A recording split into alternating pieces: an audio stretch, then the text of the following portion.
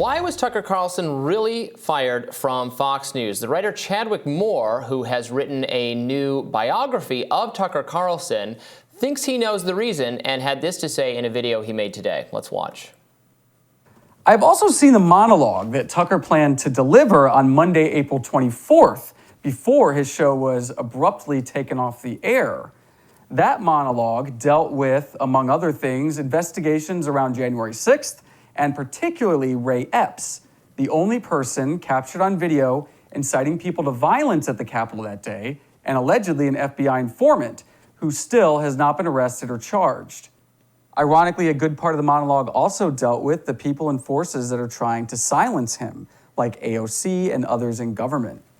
It has now been reported that his firing was a condition demanded by Dominion as part of the settlement with Fox. Although Dominion has denied this, my sources have intimate knowledge of the situation, and they have assured me, even before this news leaked, that that is, in fact, the truth.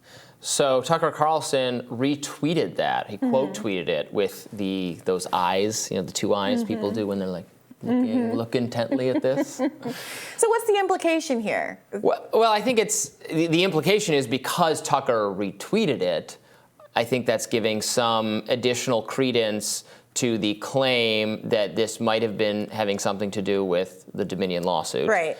Sorry, go ahead. And then also that Tucker was planning to do even more coverage of January 6th, of the theory, very popular on the right, has not been really, the theory that individual, Ray Epps, we've talked about this on the show, was an FBI agent. No evidence has come forward to verify that. You can see him on video the day before the Capitol urging illegal action. In fact, actually other protesters say, Fed, no, because they know the person urging illegal action in other cases has turned out to be a federal informant. And Ray Epps also then, made statements, perhaps exaggerating, but claiming to have had a really important role in organizing the whole thing. He was on 60 Minutes, I think, talking about how I've been turned into the scapegoat, et cetera. Poor me. But, so Tucker was going to do more reporting on that. So Tucker Carlson obviously has talked at length about Ray Epps in the past. It didn't seem to be an issue for Fox News at that time. I completely get how Tucker retweeting this clip corroborates the theory that it was a Dominion lawsuit condition.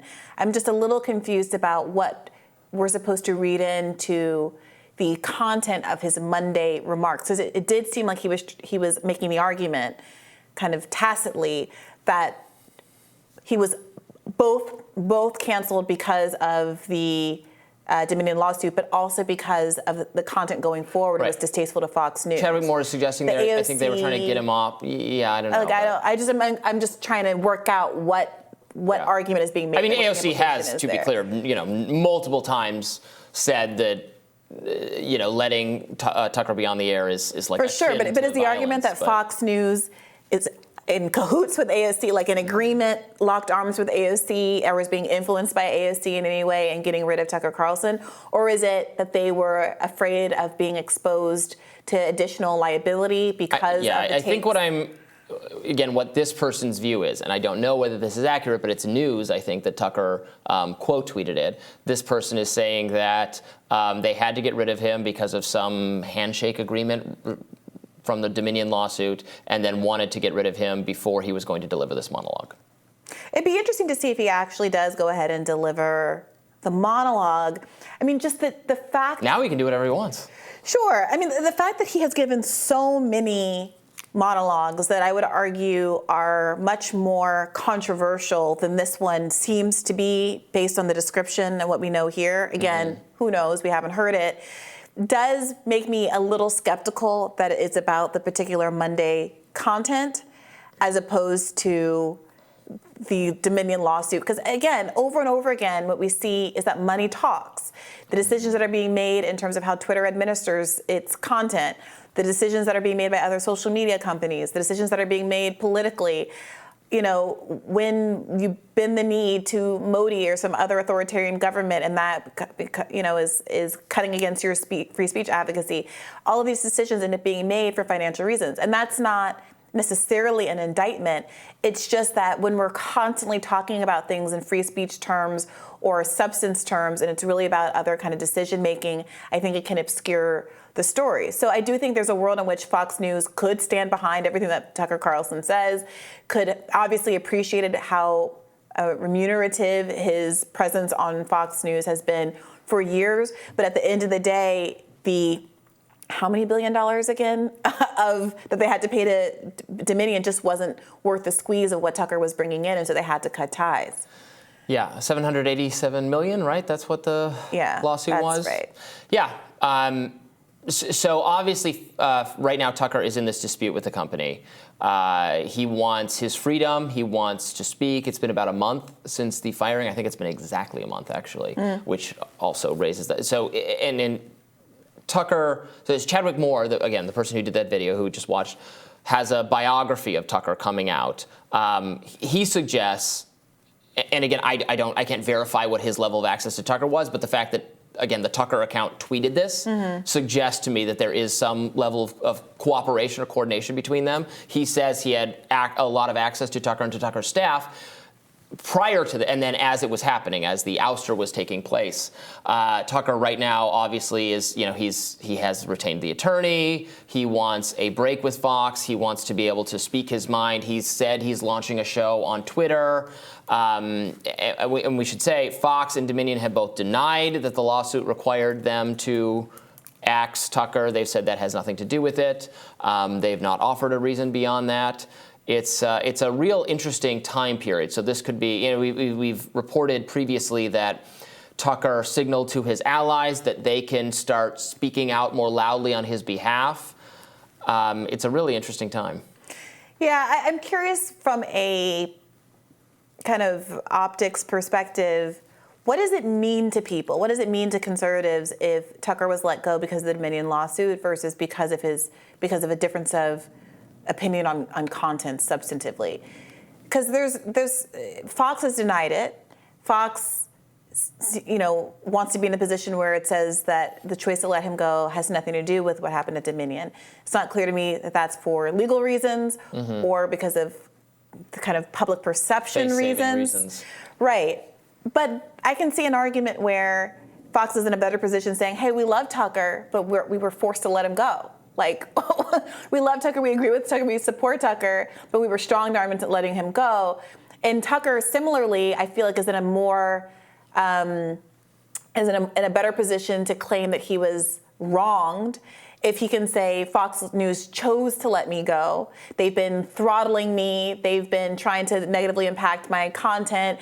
They didn't want me to give my Monday monologue versus, but for a lawsuit in which they were exposed for nearly $750 million of liability, I would have continued to have a relationship with the program. It seems to be there's something a little wishy-washy about this argument here, and I'm not entirely sure who benefits from the claim, one way or the other, that it was really Dominion that caused Tucker to be terminated. Yeah, I don't know, but from Tucker's perspective, he has said he does not, or the argument that his camp has advanced is that it's a breach of contract on the company's part because he was guaranteed that proceeding with this lawsuit was not going to open him up to a kind of risk or embarrassment. That they could have either not fought the lawsuit as long as they did and maybe pay out something without this, or they could have actually fought it to the jury. I mean, this is what he's arguing. His camp is arguing that the way they did it negatively impacted him, and that was trial. They should have paid out more money and not fired anyone. Remember that part of the timing of the settlement was right before Rupert Murdoch was set to give a deposition, right? Right. So those are the trade-offs.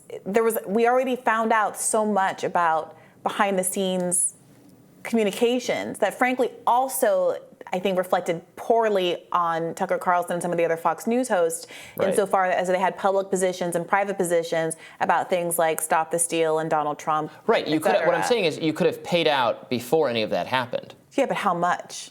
Well, That's the question. Right, but I think everything that happened pay probably $1 billion, right? Well, it could have. Maybe they would have had to pay less. I mean, the developments of the case, as it was proceeding, were perceived to be favorable to Dominion, that it was verging Correct. even further in their direction. So maybe they would have had to pay out less, and they would have saved themselves some of these disclosures if they had agreed to settle earlier. I think that's, again, I'm not saying that's the case. I think that's what Tucker's side is arguing. Sure, but nobody's going to, unless they had knowledge of what the communications were, which a lot of it was text messages and stuff that the company wouldn't necessarily have knowledge of. They only knew about them because of the lawsuit. No, but I'm saying not knowing how exposed you were is going to preclude you from being willing to settle for any meaningful sum of money a priori. Do you know what I'm saying? Yeah. So I hear what you're saying, like, but for, wistfully thinking, if I had hindsight is 20/20, but realistically speaking, strategically speaking, I don't know how the Tucker camp can really argue before we knew we had any legal liability, we should have given them hundreds of millions of dollars or whatever it would have been, even if it's half of what they had to pay. You can see from Fox's perspective, not knowing what the documents were going to reveal, I'm going to pay you $350 million, let's say, to settle. Now, if they did know, if they had any sense of what if they did their own internal doc review and saw their exposure and still chose to wait as long as it did to settle, that is negligent, and I can understand why the Tucker camp would be upset. Yeah. Yeah. Very interesting stuff. We will continue to follow that. More Rising right after this.